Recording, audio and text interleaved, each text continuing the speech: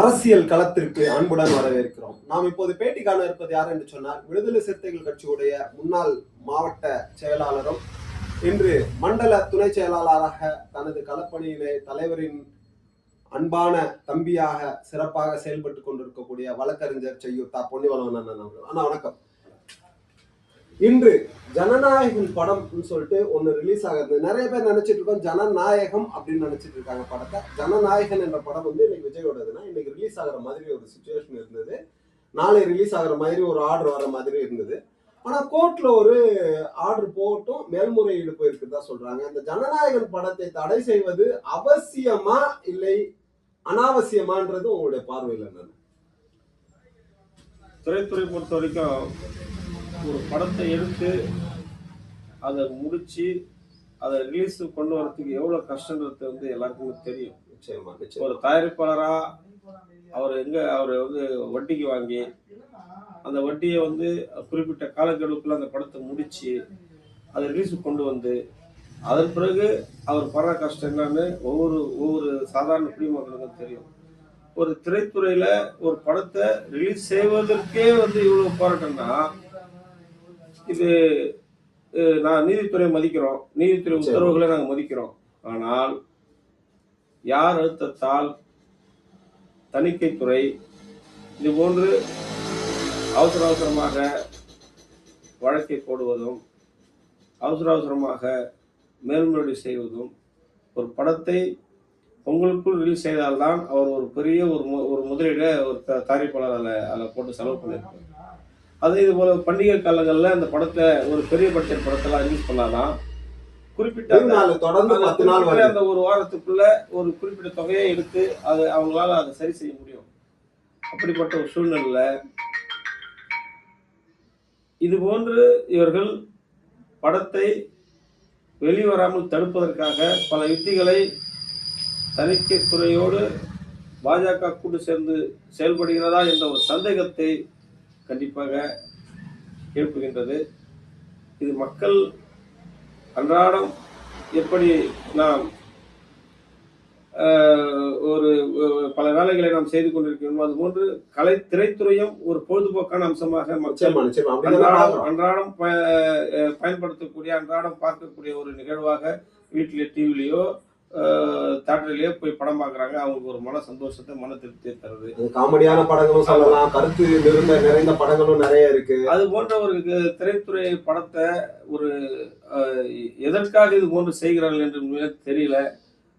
இது போன்று அவருக்கு நெருக்கடி கொடுத்து அழுத்தம் கொடுத்து பிஜேபி தன் கூட்டணிக்கு கொண்டு வர முயற்சி செய்கிறதா என்ற சந்தேகத்தை எழுப்புகின்றது. இந்த சந்தேகம் நமக்கு வருவதற்கு முன்பாக ஒரு சில முன்னாடி நடந்த செயல்களை நம்ம பார்த்துடலாங்க.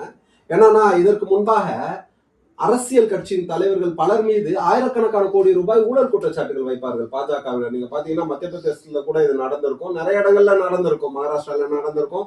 ஆனா அந்த அரசியல் தலைவர்கள் பாஜகவில் இணைந்து விட்டார்கள் என்று சொன்னால் சர்ஃபெக்ஸ் எல்லாம் நல்லா கொட்டி வாஷ் பண்ணி அவங்களை வெள்ளை வெளியே எடுத்து ஊழல் இல்லாத கரைபடியாத கரங்களாக வெளியே கொண்டு வருவார்கள்.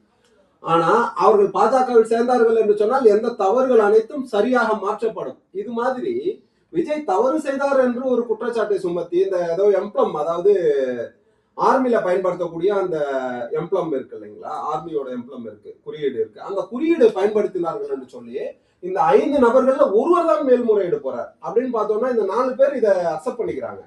அப்படி இருக்கும்போது இது மாதிரி விஜய் ஏதோ ஒரு எதிர்பார்ப்பு, விஜய் மீது ஏதோ ஒரு எதிர்பார்ப்பு பாஜகவினர் வைத்து இது போன்ற சதித்திட்டத்தில் ஈடுபட்டு இருக்கிறார்களான்றது நம்முடைய பார்வையா இருக்கு. இது குறித்து உங்களுடைய கருத்து என்ன? திரைத்துறையில உண்மை சம்பவத்தை அடிப்படையாக கொண்டு படம் எடுப்பது இல்லையா? நிச்சயமா உண்டு. ஏன் லாஸ்டா நடிச்ச டைட்டிலே போடுவாங்க என்னன்னா இந்த கதை உண்மை சம்பவத்தை அடிப்படையாக கொண்டு எடுக்கப்பட்டது என்று சொல்வார்கள். ஏன்னு சொன்னால் அது உண்மை கதையா இருந்தா அது மாதிரி ஒரு டைட்டில் கொடுப்பாங்க. அதுல பெயர்கள் மாற்றப்பட்டிருக்கும். குமார் என்ற ஒரு நபருக்கு பதிலாக முருகன் என்ற அந்த பெயர்கள் தான் மாற்றப்பட்டிருக்குமே தவிர ஊர் மாற்றப்பட்டிருக்குமே தவிர சம்பவம் ஒன்றுதான்.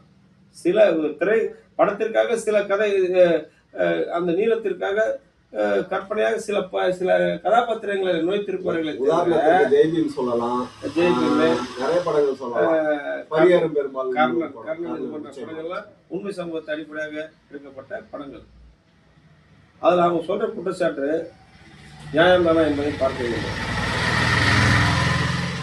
பிஜேபி பொறுத்தவரை ஐடி இடிலாம் அனுப்பிச்சு அவங்கள வந்து ஒரு ஊழல்வாதியாக சித்தரித்து அவங்கள மிரட்டி கைது பண்ணிடும்னு சொல்லி அதன் பிறகு தன் கட்சிக்குள் அவர்கள் இணைந்த பிறகு அதே நபர்கள் தூய்மையானவர்கள் என்று காட்டி கட்சியை வரலாறே இருக்கு. இணைத்து எத்தனையோ இந்தியாவில் நடக்கின்ற எத்தனையோ நபர்கள் நம்ம சொல்ல முடியும்.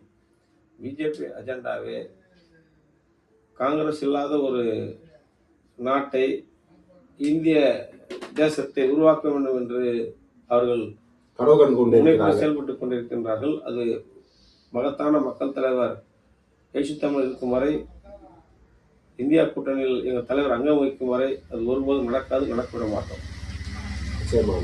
இது ஒரு மிக தெளிவான ஒரு பேட்டியை கொடுத்திருக்கிறார்கள். ஜனநாயகன் படம், இது ஒரே ஒரு விஷயம் கடைசியா ஒரு கேள்வியை கேட்டு முடிச்சுக்கிறேன். ஜனநாயகன் படத்தின் தடை வந்து விஜய் அவர்களுடைய அரசியலுக்கு ஒரு வளர்ச்சியாக இருக்குமா அல்லது ஒரு பின்னடைவாக இருக்குன்னு பாக்குறீங்களா? அரசியலுக்குள்ளே வரல.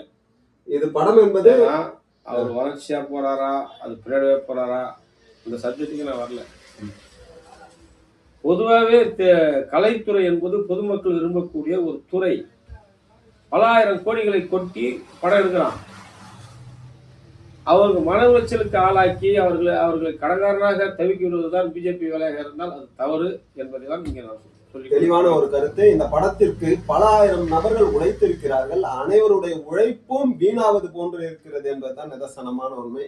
உங்களுடைய நேரத்தை செலவிட்டு அருமையான கருத்தை மக்களுக்கு பகிர்ந்திருக்கிறீர்கள். மிக்க நன்றி அண்ணா. நன்றி.